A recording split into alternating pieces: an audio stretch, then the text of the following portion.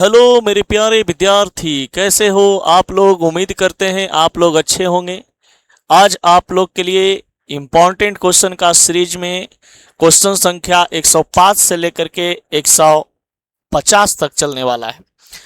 10th class के जितने भी विद्यार्थी हैं उनके लिए वीडियो बहुत ही कारगर साबित होने वाला है, क्योंकि ये वीडियो के माध्यम से आपको साइंस 10th का पूरा ऑब्जेक्टिव आपका VVI कंप्लीट हो जाएगा।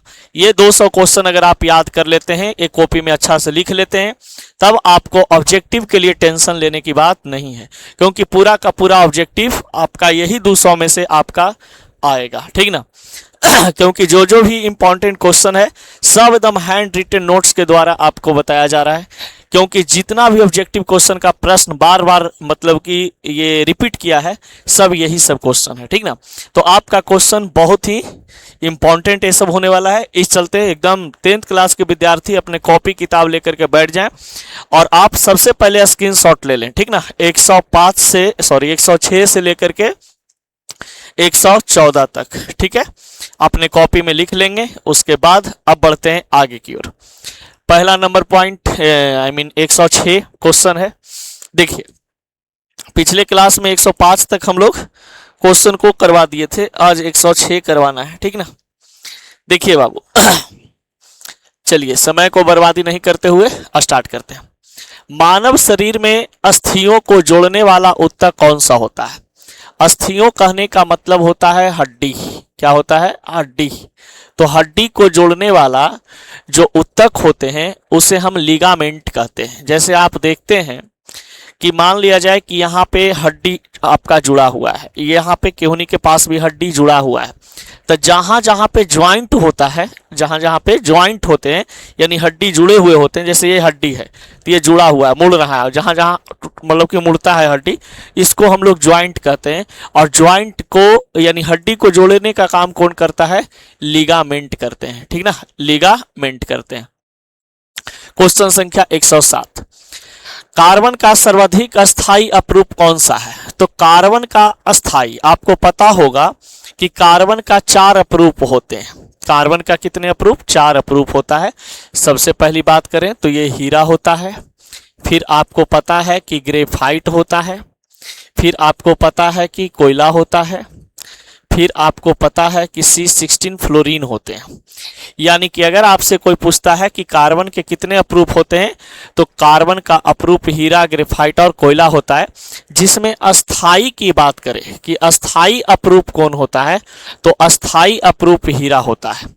यानी सबसे इंपॉर्टेंट अपरूप कौन होते हैं, महंगा अपरूप कौन होता है कार्बन का, वो हीरा होता है, ठीक ना। चलो हीरा बेटा ध्यान देंगे। क्वेश्चन संख्या 108, मानव शरीर में पाचन का प्रारंभ कहाँ से होता है। बहुत बारी क्वेश्चन पूछा है 10th क्लास में बाबू कि मानव शरीर में पाचन का प्रारंभ कहाँ से होता है, तो मुंह से, मुख से, ठीक ना। यानी कि इसको हम अपना भाषा में क्या बोलते हैं, मुख या तो मुंह, ठीक है, मुंह से होता है। यानी कि जैसे ही आप भोजन को मुंह में डाल करके चबाते हैं, पचना यहाँ से शुरू हो जाता है। तो पाचन की क्रिया कहाँ से शुरू होती है, तो ये क्वेश्चन संख्या 108 में आपका बताया है कि मानव शरीर में पाचन का प्रारंभ कहाँ से होता है, तो ये मुंह से होता है, ठीक ना। चलिए क्वेश्चन नंबर 109, प्रकाश का वेग निर्वात में कितना होता है। तो प्रकाश का अगर बात करते हैं कि निर्वात में कितना होता है, तो प्रकाश का वेग निर्वात में 3 × 10⁸ मीटर प्रति सेकंड होते हैं। 3 × 10⁸ मीटर प्रति सेकंड होते हैं, ठीक ना। तो ये इसको जरा सा याद कर लेंगे, ठीक ना। चलिए क्वेश्चन संख्या 110, देखिए क्वेश्चन बहुत बार रिपीट किया है, यानी बहुत इंपॉर्टेंट है, ठीक ना। मानव रक्त में लाल रंग किसके कारण होता है। खून का जो रंग लाल होता है, तो खून का रंग लाल होने के पीछे रीजन है हीमोग्लोबिन। हीमोग्लोबिन, हीमोग्लोबिन खून में उपस्थित होते हैं, और हीमोग्लोबिन के कमी से आपको एनीमिया रोग होता है। जब आपके शरीर में हीमोग्लोबिन की कमी होगी, यानी कि रक्त की कमी होगी, रक्त की कमी होगी यानी लौह तत्व की कमी होगी, तो आपको कौन सा बीमारी होगा, एनीमिया बीमारी होने का खतरा बढ़ जाता है, ठीक ना। चलिए विद्यार्थी आगे बढ़ते हैं। वायु में सर्वाधिक, क्वेश्चन संख्या 111, वायु में सर्वाधिक मात्रा में पाए जाने वाली गैस कौन सी है? तो आपको पता है नाइट्रोजन 78% होता है और ऑक्सीजन 21% होते हैं और अन्य गैस 1% होता है। ठीक ना। चलिए क्वेश्चन संख्या 112 पे आते हैं। देखिए यहां पे बोलता है कि सौर ऊर्जा का मुख्य स्रोत क्या है? सौर ऊर्जा का मुख्य स्रोत क्या है? सूर्य है। जब सूर्य के किरणें हमारे सोलर प्लेट पर आकर के पड़ती हैं तब वहां से सोलर जो ऊर्जा होता है, सौर ऊर्जा जो होता है, सनलाइट जो होते हैं वो इलेक्ट्रिक करंट में बदल जाता है।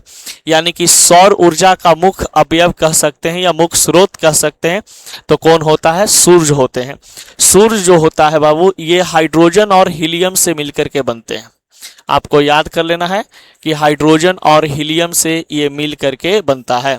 तो बहुत बारी क्वेश्चन रिपीट भी किया है कि सूर्य कौन से तत्व से मिलकर के बने होते हैं? तो सूर्य जो है हाइड्रोजन और हीलियम से मिलकर के बने होते हैं। ठीक ना। नेक्स्ट 113, मानव शरीर की सबसे छोटी हड्डी कौन होता है? अस्टेपस होते हैं। अस्टेपस होता है जिसको हम कान की हड्डी कहते हैं। तो कान की हड्डी जो होता है उसको अस्टेपस कहते हैं। ठीक ना। तो आप यहाँ पे कोष्ट में लिख भी सकते हैं कान की हड्डी। ठीक ना। अस्टेपस अगर याद ना हो तो ये आप याद कर लेना कान की हड्डी। ठीक ना, कान की हड्डी। क्वेश्चन संख्या 114, किस अम्ल को गैस अम्ल कहा जाता है? कौन सा ऐसा अम्ल है जिसको गैस अम्ल कहा जाता है? तो कौन सा अम्ल को गैस अम्ल कहा जाता है? आपको पता होना चाहिए कि वो कार्बनिक अम्ल होते हैं। वो कौन सा अम्ल होता है? कार्बनिक अम्ल होते हैं।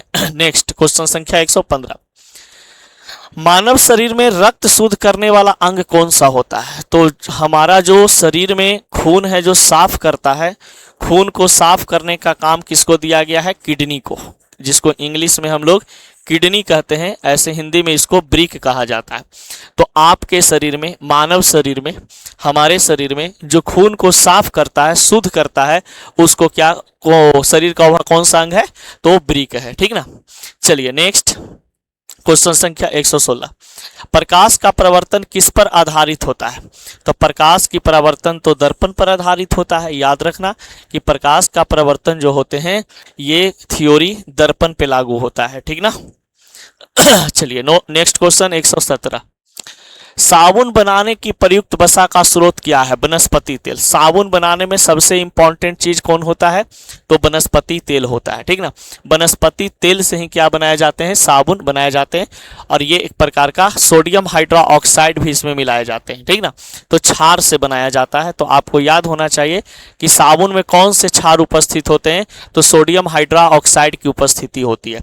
फिर कहा जाता है कि सोडियम कि साबुन बनाने में प्रयुक्त वसा जो होता है वो वसा का स्रोत क्या होते हैं? तो वसा का जो स्रोत होता है आपको पता है कि वसा का स्रोत क्या होते हैं? वनस्पति तेल होते हैं। चलिए नेक्स्ट, मानव शरीर की सबसे बड़ी ग्रंथि कौन सा है? यकृत है। ठीक ना। लीवर जो है आंतरिक होता है। मानव शरीर का आंतरिक सबसे बड़ी अंग कौन सा है? बड़ी ग्रंथि कौन सा होता है? तो यकृत। और कहता है कि बाहरी अंग कौन सा होता है? तो बाहरी अंग जो है ना शरीर का सबसे बाहरी अंग कौन होता? शरीर, मानव शरीर का सबसे बड़ा बाहरी अंग कौन होता है? तो त्वचा होता है। ठीक ना। नेक्स्ट, जैविक ऊर्जा का मुख्य स्रोत क्या है? तो जैविक ऊर्जा का मुख्य स्रोत कार्बोहाइड्रेट्स है। यानी कि जो बायोलॉजिकल एनर्जी होता है, यानी कि अगर कोई मानव है या कोई जीव जंतु है तो जीव जंतु को ऊर्जा कहाँ से मिलता है? तो कार्बोहाइड्रेट से मिलता है। और कार्बोहाइड्रेट्स एक प्रकार का जैविक ऊर्जा का काम करता है। ठीक ना। तो ऊर्जा देने का काम हम लोग के शरीर में किसका है? तो कार्बोहाइड्रेट्स का। कार्बोहाइड्रेट्स जितना जल्दी हम लोग को ऊर्जा देता है उतना जल्दी ऊर्जा खत्म भी कर देता है। अब आपसे क्वेश्चन पूछता है कि मानव शरीर में वह कौन सा ऐसा पदार्थ होते हैं जो ग्रोथ, लंबाई को बढ़ाता है?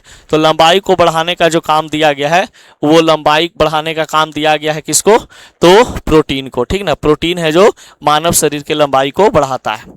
नेक्स्ट, कौन सी गैस जलने में सहायक होती है? तो कोई भी पदार्थ को, ज्वलनशील पदार्थ को, कौन सा ऐसा गैस है जो जलाने में मदद करता है? तो ये ऑक्सीजन जलाने में मदद करता है। ठीक ना। देखिए बहुत इंपॉर्टेंट ये क्वेश्चन है, बहुत बार ये पूछा भी है। चलिए 121 नंबर क्वेश्चन, 121 नंबर क्वेश्चन से आप यहाँ तक 127 नंबर तक एक बार स्क्रीनशॉट ले लो, और स्क्रीनशॉट ले लोगे तो आपको लिखने में आसानी हो जाएगा, ठीक ना। चलिए तो 100 क्वेश्चन नंबर 121, 121 देखिए, मानव शरीर में हीमोग्लोबिन कहाँ पाया जाता है? मानव शरीर में हीमोग्लोबिन कहाँ पाया जाता है? अभी जस्ट बताए कि ये रक्त में पाए जाते हैं, लाल रक्त कोशिका, इसको हम लोग बोलते हैं red blood cell, red blood cell. Red blood cell को हम लोग आरबीसी के नाम से जानते हैं, यानी कि रक्त। तो मानव शरीर में हीमोग्लोबिन कहाँ उपस्थित होते हैं? तो हीमोग्लोबिन पाया जाता है आरबीसी में, ठीक ना। चलिए क्वेश्चन नंबर 122, वायु में ऑक्सीजन की मात्रा लगभग कितनी होती है? तो आपको पता होना चाहिए कि वायु में ऑक्सीजन जो है 21% होता है और वायु में नाइट्रोजन 78% होते हैं।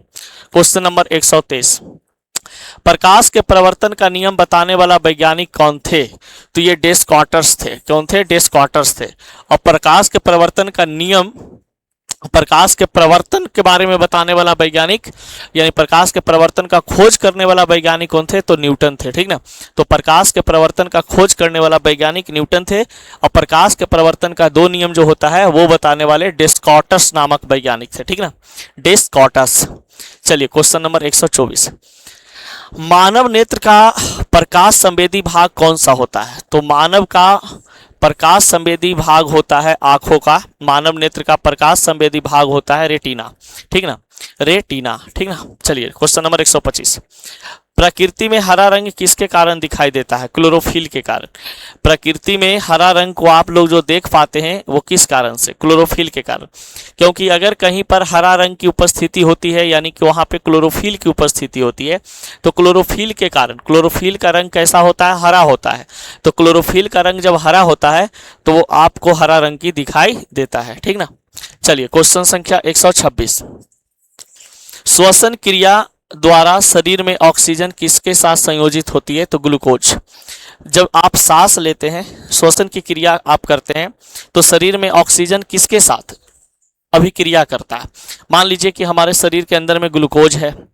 अब ये ग्लूकोज जो हमारे ब्लड के अंदर में होते हैं तो श्वसन की क्रिया जब होती है, श्वसन की क्रिया जब होती है, तो जब आप सांस लेते हैं तो ऑक्सीजन आपके बॉडी के अंदर में जाता है, फेफड़ा में जाता है, फेफड़ा से दिल में जाता है, दिल में खून होता है, फेफड़ा में भी खून होता है।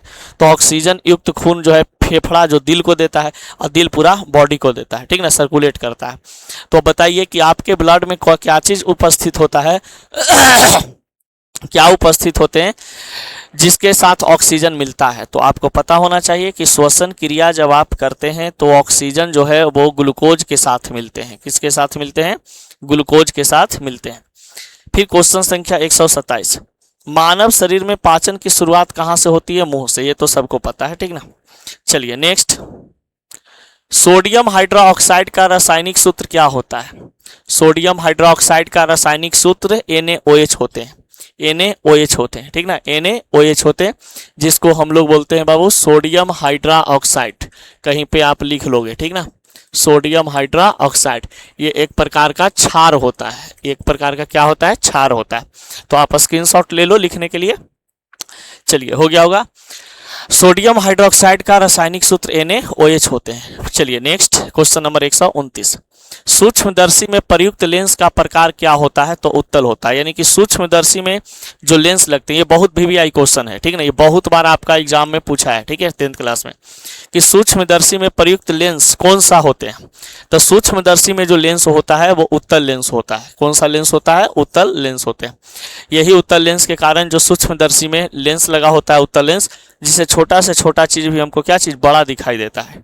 चलिए नेक्स्ट, चलिए ये भी क्वेश्चन आपका इंपॉर्टेंट है, जल का क्वथनांक कितना होता है? तो जल का क्वथनांक समान दाब पर, यानी कि सिंपल आपसे पूछेगा कि जल का क्वथनांक कितना होते हैं, तो ये 100 डिग्री सेल्सियस। तो 100 डिग्री सेल्सियस को हम लोग 373 केल्विन भी बोलते हैं, कहीं कहीं केल्विन में भी दे देगा, ठीक ना। तो 100 डिग्री सेल्सियस को 373 केल्विन के रूप में हम लोग जानते हैं। नेक्स्ट 131, मानव शरीर की सबसे बड़ी ग्रंथि कौन सी होती है? तो मानव शरीर की सबसे बड़ी ग्रंथि जो होती है वो यकृत होता है। मानव शरीर की सबसे बड़ी ग्रंथि कौन होता है? यकृत होते हैं, ठीक ना। फिर देखिए ओम का नियम किसने दिया था? तो ओम के नियम देने वाला वैज्ञानिक का नाम, पूरा नाम जॉर्ज ओम था, जॉर्ज ओम। तो जॉर्ज ओम, यही इंसान ने V बराबर आई आर दिया था, V बराबर आई आर दिया था, ठीक ना। तो V बराबर आई आर देने वाला वैज्ञानिक ओम थे। तो ओम का नियम जॉर्ज ओम नामक वैज्ञानिक ने दिया था। दूध का रंग सफेद होता है किसके कारण से? दूध का रंग सफेद होता है केसिन के कारण से, ठीक ना। केसिन नाम का प्रोटीन होता है जिसके कारण से ये क्या होते हैं, सफेद रंग होता है दूध का। तो आपसे कोई पूछेगा कि दूध का रंग सफेद क्यों होता है, तो आप बताइएगा कि दूध का रंग सफेद होने के कारण केसिन प्रोटीन होते हैं, केसिन प्रोटीन होते हैं, ठीक ना। चलिए आगे बढ़ा जाए। अब बढ़ते हैं आगे। कार्बन डाइऑक्साइड का रासायनिक सूत्र क्या है? तो कार्बन डाइऑक्साइड का रासायनिक सूत्र तो आपको पता है कि CO2 होता है, ये तो कुछ आपको है ही नहीं ऐसा चीज। मानव शरीर में रक्त को पंप करने वाला अंग कौन सा होता है? दिल, दिल होता है, ठीक ना। दिल, हृदय जिसको बोलते हैं। तो यही दिल है जो कहता है कि खून तुम पूरा शरीर में फैलो, ठीक ना। तो शरीर में खून फैलाने का काम कौन करता है?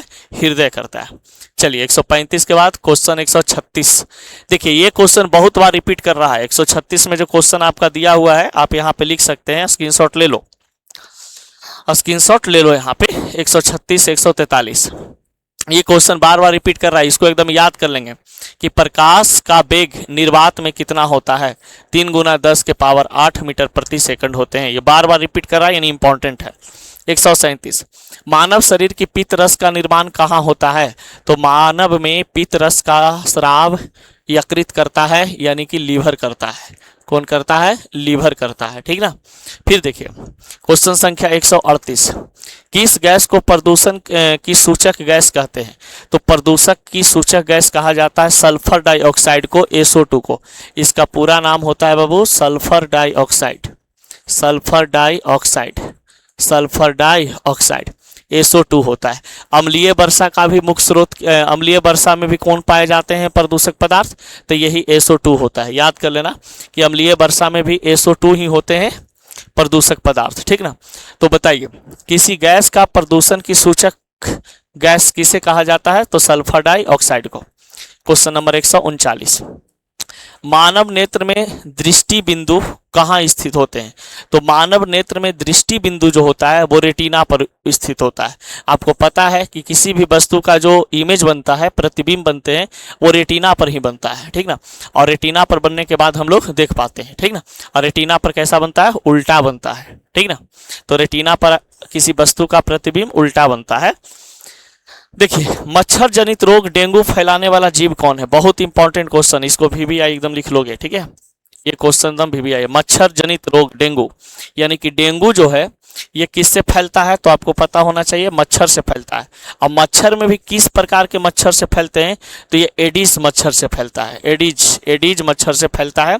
तो आपको याद रखना है कि डेंगू बीमारी जो है किस मच्छर से फैलता है?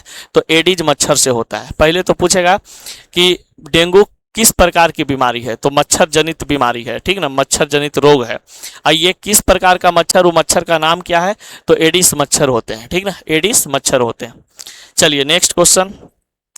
किस अम्ल को विनेगर का अम्ल कहा जाता है? विनेगर अम्ल कहा जाता है। तो विनेगर अम्ल का उपयोग हम लोग देखते हैं चाउमीन उमीन बनाने वाले करते हैं, ब्लैक कलर का होता है। तो ये एसिटिक अम्ल का होता है और एसिटिक अम्ल का सूत्र होता है CH3COOH। याद कर लेना, कहीं पे लिख लेना इसको कि CH3COOH होता है।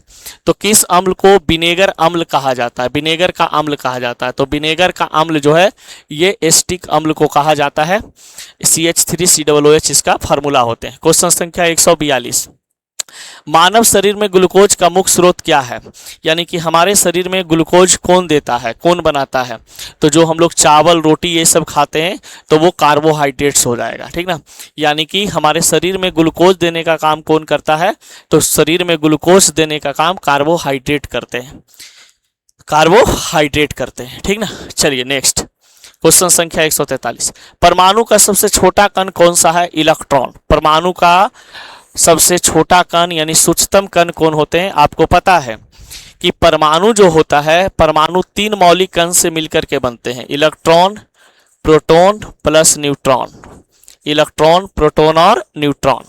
परमाणु 3 मौलिक कण से मिलकर के बनते हैं, इलेक्ट्रॉन, प्रोटॉन और न्यूट्रॉन, जिसमें सबसे छोटा कण होता है आपका इलेक्ट्रॉन। इलेक्ट्रॉन पे नेगेटिव चार्ज होता है, प्रोटॉन पर पॉजिटिव चार्ज होता है और न्यूट्रॉन पर जीरो चार्ज होते हैं, यानी चार्ज नहीं होता है।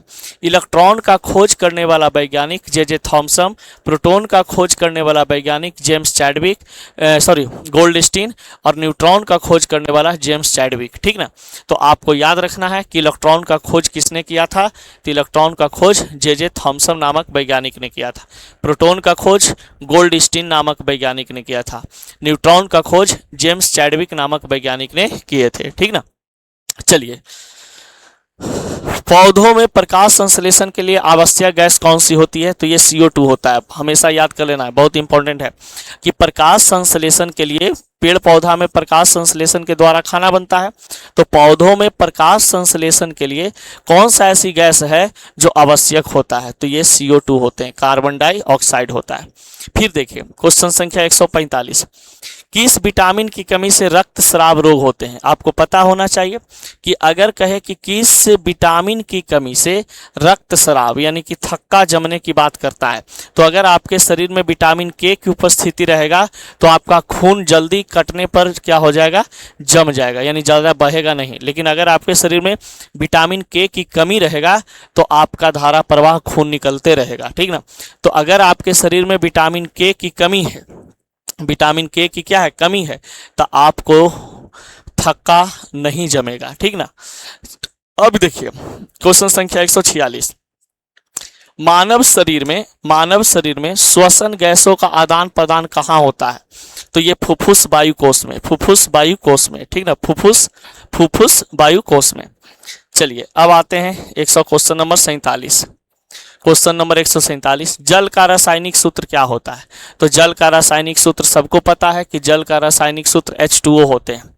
जल का रासायनिक सूत्र क्या होता है, H2O होता है। ठीक ना, H2O में हाइड्रोजन और ऑक्सीजन का अनुपात कितना होता है, तो 2:1 होते हैं। देखिए हाइड्रोजन का 2, ऑक्सीजन का 1, यानी कि 2:1 होता है। ठीक ना, चलिए नेक्स्ट, उच्च रक्तचाप हाई ब्लड प्रेशर का चिकित्सीय नाम क्या है, हाइपरटेंशन। अगर किसी व्यक्ति को ज़्यादा ब्लड प्रेशर रहता है, समान अगर ब्लड प्रेशर की बात करें तो जनरल यानी कि समान, तो समान अगर बीपी की बात करते हैं तो ये होता है कितना, 120/80, 120/80।